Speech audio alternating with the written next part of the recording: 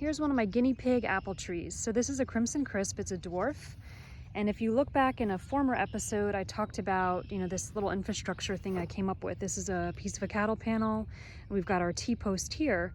And my thought was I can create these sort of isolated trellises for a couple reasons. One, to try this French technique called espalier, but also to have better control of how the limbs will grow. And essentially that's espalier. But also, what I've read about apple trees is you want to weight the limbs for a couple reasons. One, if the limb has weight on it, it makes the tree believe that there's fruit. So it's going to encourage bud initiation.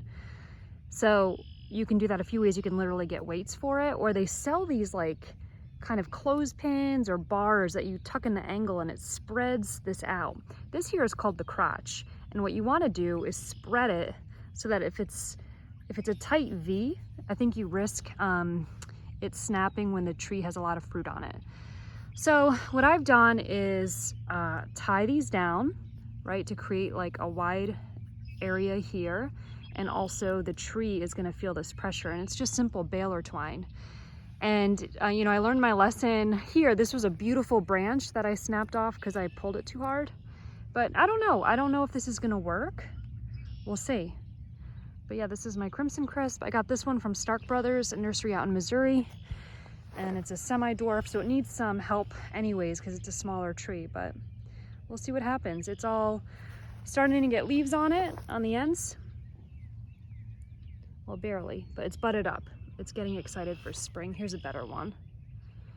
So we'll see what happens. All right, now here's another one that I just did. This is, I think, a pink lady.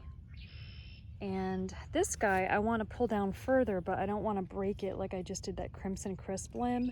So I think I might just have to do it in gradual stages, like have it here, and then maybe in a couple months, try to pull it down more, because this is still pretty narrow. This is a good gap here, right? So like in that previous episode, I talked about how apples, you want like one central stem called the central leader. So I'm getting one central stem to grow up, and then on the other ones, I want them to go horizontal. So I don't know if there's any fruit people watching this and this is ridiculous, please tell me.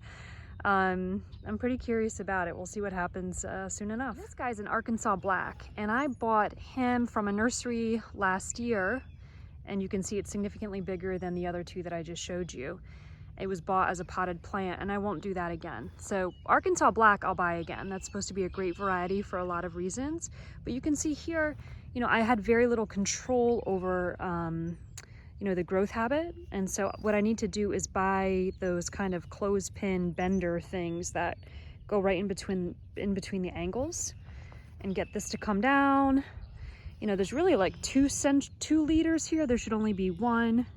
And so what I've learned is when you get the bare roots trees, like I showed you in those other two videos, they're smaller, it'll take longer to produce fruit, but you have better control over how, the tree is formed and grows.